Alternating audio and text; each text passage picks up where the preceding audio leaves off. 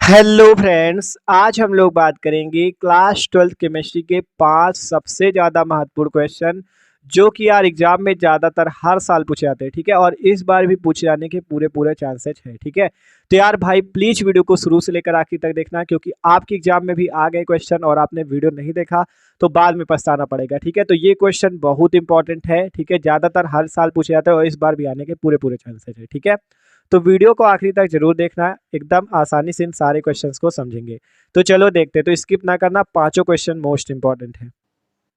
तो देखो केमिस्ट्री का ये आपका पहला क्वेश्चन है, प्रोटीन के मुख्य स्रोत क्या है, इनमें पाए जाने वाले विभिन्न तत्वों के नाम लिखिए, या प्रोटीन का हमारे जीवन में क्या महत्व है। क्वेश्चन इस टाइप से पूछा जा सकता है, या प्रोटीन के मुख्य स्रोत एवं मानव शरीर के लिए इसकी उपयोगिता लिखिए। या क्वेश्चन पूछ सकता है, प्रोटीन के मुख्य स्रोत एवं शरीर में उसके कार्य लिखिए, प्रोटीन के 2 कार्य लिखिए, प्रोटीन का मुख्य कार्य लिखिए। ठीक है, तो ये क्वेश्चन यार ज़्यादातर हर साल पूछा जाता है। ठीक है, और लॉन्ग क्वेश्चन पे आता है वही 4-5 नंबर पे। ठीक है, तो देखो आपको बताना है प्रोटीन के मुख्य स्रोत, उसका कार्य और उसके मुख्य तत्व। ठीक है, तो देखो प्रोटीन के मुख्य स्रोत तो आप जो रोज खाना खाते हो उसमें ही होती प्रोटीन। तो दूध में प्रोटीन होती है, अंडा है, दालें, मछली, मांस आदि। तो मुख्य स्रोत आप लिख सकते हो दूध, अंडा, दालें, मछली, मांस आदि, इनमें मतलब प्रोटीन पाया जाता है। ठीक है, तो ये इसके मुख्य स्रोत हैं। अब देखो आगे इसके मुख्य तत्व और इसका कार्य देखते हैं कि प्रोटीन का हमारे शरीर पे क्या कार्य है। तो देखो इसके मुख्य तत्व है कार्बन, हाइड्रोजन, नाइट्रोजन, ऑक्सीजन और सल्फर। ठीक है, तो देखो मुख्य स्रोत तो अंडा, दालें, मछली, मांस आदि ये हैं, लेकिन आपको शायद मुख्य तत्व ना पता हो, carbon, hydrogen, nitrogen, oxygen, sulphur, ये सारे क्या है, मुख्य तत्व हैं आपके प्रोटीन के। फिर है महत्व, मतलब महत्व या कार्य कह सकते हो, प्रोटीन का क्या कार्य है। तो कहा गया प्रोटीन हमारे शरीर की वृद्धि के लिए अत्यंत आवश्यक है। ठीक है, अत्यंत आवश्यक है हमारी शरीर की वृद्धि करने के लिए। फिर है प्रोटीन हमारे शरीर में नए ऊतकों का निर्माण करने में सहायक है तथा पुराने ऊतकों की टूट फूट को भी ठीक करती है। प्रोटीन हमारे शरीर को ऊर्जा भी प्रदान करती है, परंतु यह कार्य कार्बोहाइड्रेट तथा वसा की अनुपस्थिति में होता है। फिर कहा गया प्रोटीन संकीर्ण नाइट्रोजन युक्त यौगिक है, यह हमारे शरीर में पाए जाने वाले खून आदि का पीएच भी ठीक रखती है। मतलब प्रोटीन का क्या कार्य है, प्रोटीन हमारे शरीर की वृद्धि के लिए अत्यंत आवश्यक है, प्रोटीन हमारे शरीर में नए ऊतकों का निर्माण करने में सहायक है तथा पुराने ऊतकों की टूट फूट को ठीक करती है। प्रोटीन हमारे शरीर को ऊर्जा भी प्रदान करती है, परंतु यह कार्य जो करती है कार्बोहाइड्रेट तथा वसा की अनुपस्थिति में होता है। प्रोटीन संकीर्ण नाइट्रोजन युक्त यौगिक है, यह हमारे शरीर में पाए जाने वाले खून आदि का पीएच भी ठीक रखती है।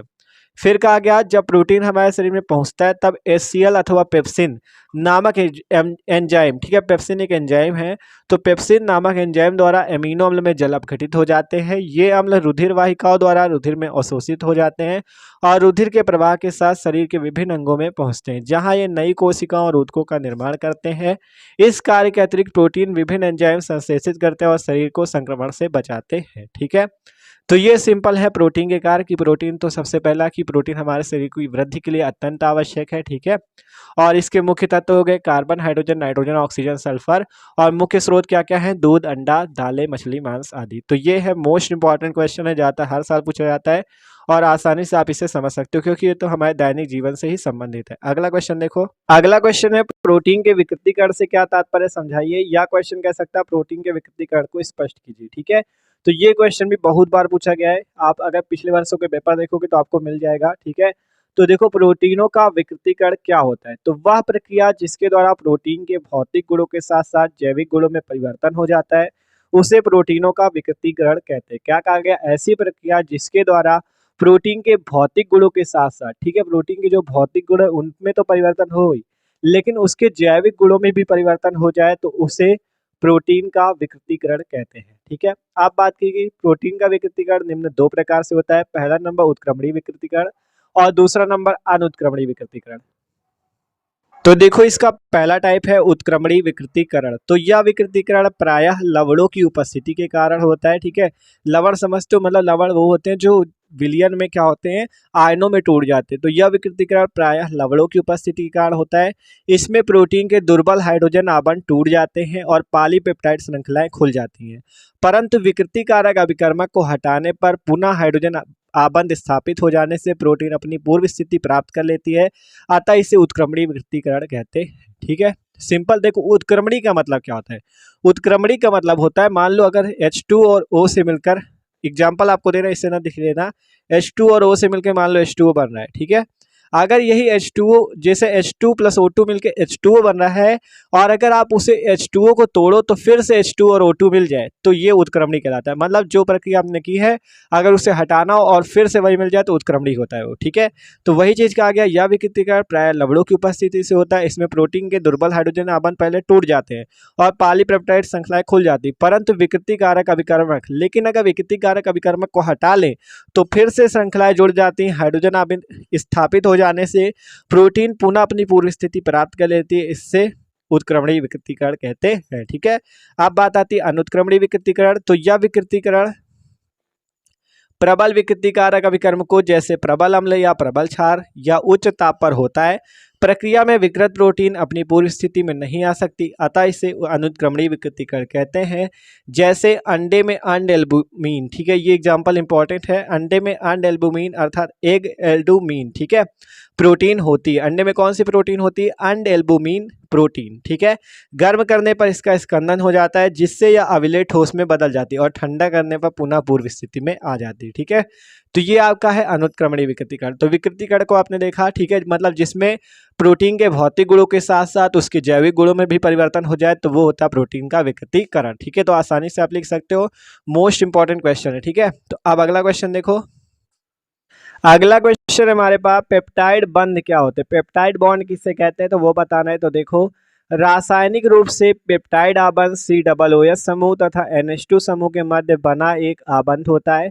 दो एक जैसे अथवा भिन्न अमीनो अम्लों के अणुओं के मध्य अभिक्रिया एक अणु के अमीनो समूह तथा दूसरे अणु के कार्बोक्सिल समूह के मध्य संयोग से होती है, जिसके फलस्वरूप एक जल का अणु मुक्त होता है तथा पेप्टाइड आबंध CONH बनता है, ठीक है। एमिनो अम्लों के परस्पर संघनन से बने उत्पाद को पेप्टाइड कहते हैं। देखो ध्यान समझो क्या कहा गया, बात फिर से समझो। आपसे कहा गया रासायनिक रूप से पेप्टाइड आबंध COOH समूह तथा NH2 समूह के मध्य बना एक बॉन्ड होता है, ठीक है। ये देख सकते हो, ये COOH समूह, ये NH2 समूह, अगर यहाँ से हाइड्रोजन और ये ऑक्सीजन निकाल दें, यहाँ से एक हाइड्रोजन निकाल दें तो जल बाहर निकल जाएगा, बचेगा क्या? CO और NH, ठीक है। तो ये बॉन्ड जो बनेगा पेप्टाइड बॉन्ड बनेगा। तो वही चीज कहा गया, रासायनिक रूप से पेप्टाइड आबंध COOH समूह तथा NH2 समूह के मध्य बना एक आबंध होता है।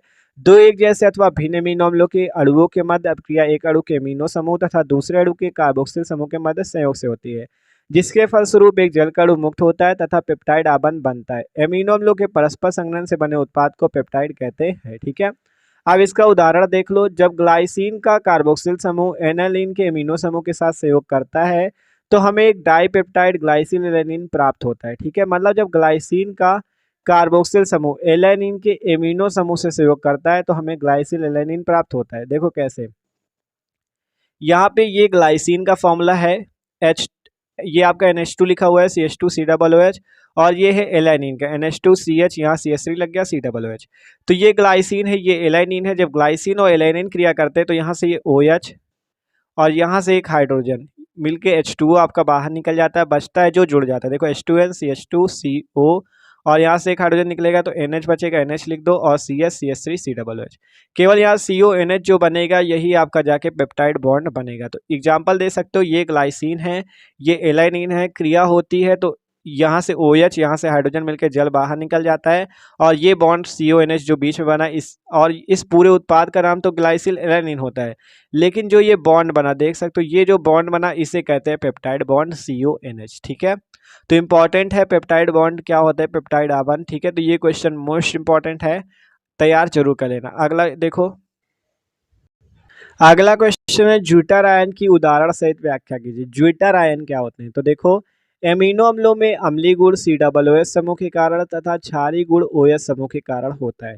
मतलब जो एमिनो अम्ल होते हैं उसमें क्या होता है, एमिनो का मतलब होता है एमीन ग्रुप अर्थात NH2 ग्रुप हो उसमें, और अम्ल का मतलब होता है उसमें COOH ग्रुप हो। तो वही चीज कहा गया, एमिनो अम्लों में अम्लीय गुण COOH समूह के कारण तथा क्षारीय गुण OH समूह के कारण होता है। जिन एमिनो अम्लों में NH2 और एक COOH समूह होता है उनके जलीय विलयन लगभग उदासीन होते हैं। इसका कारण यह है कि NH2 और COOH समूह विपरीत स्वभाव के होने के कारण एक दूसरे को उदासीन कर देते हैं और आंतरिक रबड़ बनाते हैं।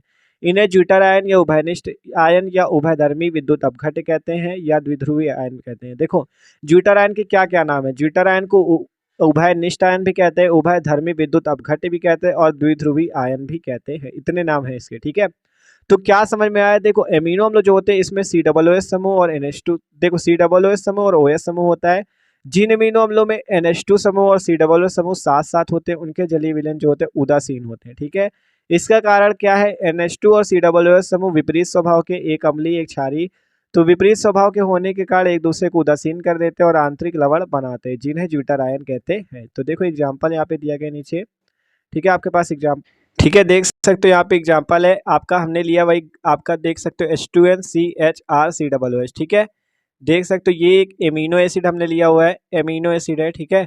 एमिनो एसिड है, इसमें एक NH2 ग्रुप है, एक COOH ग्रुप है। तो यहाँ से होगा क्या, कैसे आपका, आपसे कहा गया जब आपका एमिनो एसिड में NH2 ग्रुप और COOH ग्रुप साथ साथ होते हैं तो उसमें क्या होता है, यहाँ से आपका देखो होगा क्या, ये आपका जो हाइड्रोजन है ये आपका यहाँ से बाहर निकल के यहाँ चला जाएगा और विलयन को उदासीन कर देंगे, जिससे यहाँ पे H3, एक हाइड्रोजन यहाँ जाएगा तो H प्लस होगा ना, तो H3N प्लस, और यहाँ पे जब हाइड्रोजन चला जाएगा प्लस, देखो इसमें क्या होता है, COO माइनस होता है और प्लस का H प्लस होता है, तो H प्लस यहाँ से उड़ के यहाँ पे चला जाएगा, जिससे NH3 प्लस हो जाएगा और COO माइनस हो जाएगा। और ये जो प्लस और माइनस आयन बने हैं, देख सकते हो प्लस आयन माइनस आयन बने, इन्हें ज्विटर आयन कहते हैं। तो आसानी से आप ये एग्जाम्पल दे सकते हो।